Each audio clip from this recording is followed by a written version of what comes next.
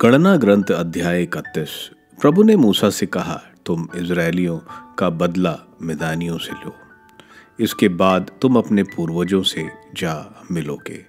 इस पर मूसा ने लोगों से कहा, तुम में से एक दल युद्ध के लिए तैयार हो जाए, वह प्रभु के नाम पर मिद्यानियों से बदला लेने जाए। तुम इज़राइलियों के प्रत्येक वंश से युद्ध में 1,000 पुरुष भेजो। इसलिए इज़राइल के प्रत्येक वंश में 1,000 मनुष्य चुने गए, अर्थात कुल 12,000 सशस्त्र सैनिक। मूसा ने प्रत्येक कुल के 1,000 पुरुष भेजे और उनके साथ याजक एलियाजर के पुत्र पिनहास को, जो पवित्र स्थान के पात्र और युद्ध की तुरहियां अपने साथ ले गया। इस प्रकार जैसी प्रभु ने मूसा को आज्ञा दी थी, वे मिदानियों से लड़ने निकले। उन्होंने उनके सब पुरुषों को मार डाला। मारे हुए में मिद्यानियों के ये राजा थे, एवी, रेखेम, सूर, हूर और रेबा। उन्होंने बओर के पुत्र बिलाम को भी तलवार के घाट उतारा। तब इज़राइली लोग मिद्यानी की स्त्रियों और उनके बच्चों को बंदी बनाकर ले गए और उन्हें सब पशुओं, रेवड़ों और उनके सब सामान को लूट लिया। उन्होंने उनके सब नगरों और शिविरों को जला दिया। वे लूट का सारा माल बंदियों और पशुओं को ले गए। वे बंदियों को पकड़े हुए पशुओं की ओर लूट का सारा माल मूसा, एलाजर और इज़राइलियों के समुदाय के पास यारदन नदी के निकट पर यरीको के सामने मोआब के मैदान में शिविर में ले आए। मूसा, याजक एलियाजर और समुदाय के सब नेता उनसे मिलने के लिए शिविर के बाहर आए। मूसा युद्ध से लौटने वाले सेनापतियों, सहपतियों और शतपतियों पर क्रुद्ध हुआ। मूसा ने उनसे पूछा, क्या तुमने सब स्त्रियों को जीवित छोड़ दिया है? इन्होंने तो बिलहाम के परामर्श के अनुसार पओर में इज़राइलियों को बहकाया और इसके कारण प्रभु ने समुदाय पर महामारी भेजी। इसलिए सब लड़कों को मार डालो और उन स्त्रियों को भी जिनका पुरुष से संसर्ग हुआ है, किंतु तुम उन सब कन्याओं को जिनका पुरुष से संसर्ग नहीं हुआ है जीवित छोड़ सकते हो। तुम 7 दिन तक शिविर के बाहर रहो।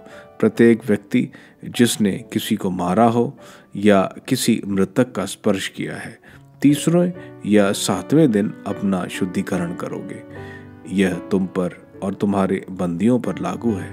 तुम सब कपड़े, चमड़े और बकरों की बालों की बनी हुई और लकड़ी की सब वस्तुएं शुद्ध करोगे। याजक एलियाजर ने युद्ध में गए हुए सैनिकों से कहा, प्रभु ने मूसा को यह नियम दिया है, तुम प्रत्येक धातु को सोना, चांदी, कांसा, लोहा, रांगा और सीसा, अर्थात उन सब चीज़ों को जो अग्नि में भस्म नहीं होती हैं, अग्नि में डालकर शुद्ध करोगे। इसके बाद शुद्धिकरण का जल से उन्हें शुद्ध करोगे और वे शुद्ध मानी जाएंगी। किंतु जो अग्नि से भस्म हो सकती हैं, उसे केवल जल से शुद्ध करोगे। तुम 7वें दिन अपने कपड़े धोगे और तुम शुद्ध होगे। इसके बाद तुम शिविर में आ सकोगे। लूट का विभाजन। प्रभु ने मूसा से कहा, तुम याजक एलियाजर और समुदाय के मुखियाओं के साथ लूट के बंदियों और पशुओं की गिनती करोगे। तुम लूट का आधा भाग युद्ध में आए हुए सैनिकों को दोगे और आधा भाग समुदाय के अन्य लोगों को। युद्ध में आए हुए सैनिकों के भाग से तुम प्रति 500 बंदियों, गाय, बैलों, गधों और भेड़ों में से एक प्रभु को अर्पित करोगे। तुम प्रभु के लिए यह चढ़ावा याजक एलियाजर को दोगे। इज़राइलियों के भाग से तुम प्रति 50 बंदियों, बैलों, गधों और भेड़ों अर्थात सब प्राणियों में से एक लोगे और उन्हें लेवियों को, जो प्रभु के निवास में सेवा करते हैं, दे दोगे। मूसा और याजक एलियाजर ने ठीक वैसा ही किया जैसा प्रभु ने मूसा को आदेश दिया था। सैनिकों ने जो वस्तुएं अपने लिए ली थीं, उनके अतिरिक्त लूट का विवरण इस प्रकार था।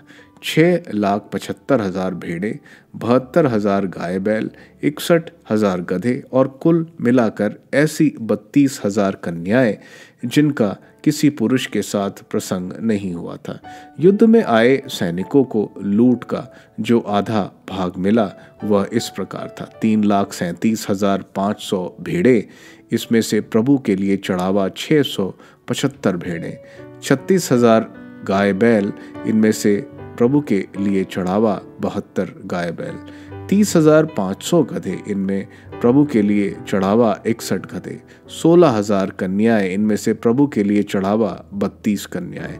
मूसा ने प्रभु के लिए यह चढ़ावा याजक एलियाजर को दिया, जैसा कि प्रभु ने मूसा को आदेश दिया था। मूसा ने युद्ध में आए हुए सैनिकों के भाग से इजरायलियों के समुदाय को मिलने वाला भाग अलग कर दिया। वह इस प्रकार था: 3,37,500 भेड़ें, 36,000 गाय बैल, 30,500 गधे और 16,000 कन्याएं। मूसा ने इजरायलियों के भाग से प्रति 5 कन्याएं और पशुओं में से एक एक को अलग कर दिया और उन्हें लेवियों को दिया जो प्रभु के निवास में सेवा करते थे। सेनाध्यक्षों की भेंट। तब सेनापति, सहस्त्रपति और शतपति भी मूसा के पास आए।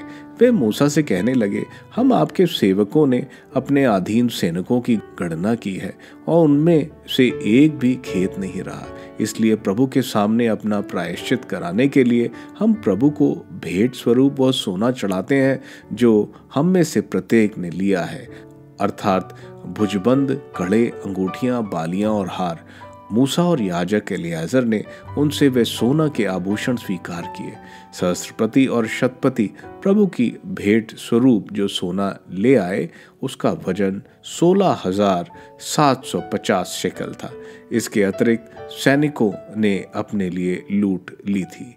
मूसा और याजक एलियाजर ने सहस्त्रपति और शतपतियों से सोना स्वीकार किया और वह उसे दर्शन कक्ष ले आए, जिससे वह इजरायलियों के लिए स्मरण चिन्ह के रूप में प्रभु के सामने विद्यमान रहे।